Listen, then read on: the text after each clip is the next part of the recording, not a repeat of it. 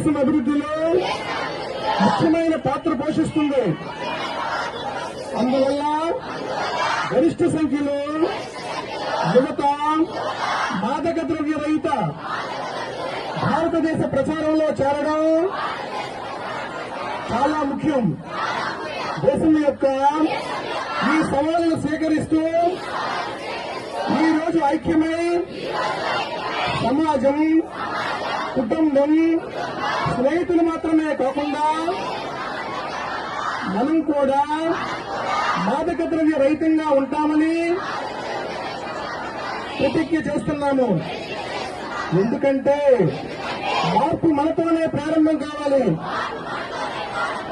కాబట్టి మనందరం కలిసి మన జిల్లా, రాష్ట్ర మాదక ద్రవ్య రహితంగా మార్చడానికి దృఢమైన నిర్ణయం తీసుకున్నారు.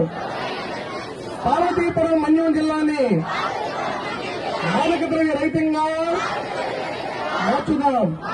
నా దేశాన్ని మాదక ద్రవ్య రహితంగా మార్చడానికి నా శక్తి మేరకు నేను ప్రతిజ్ఞ చేస్తున్నాను.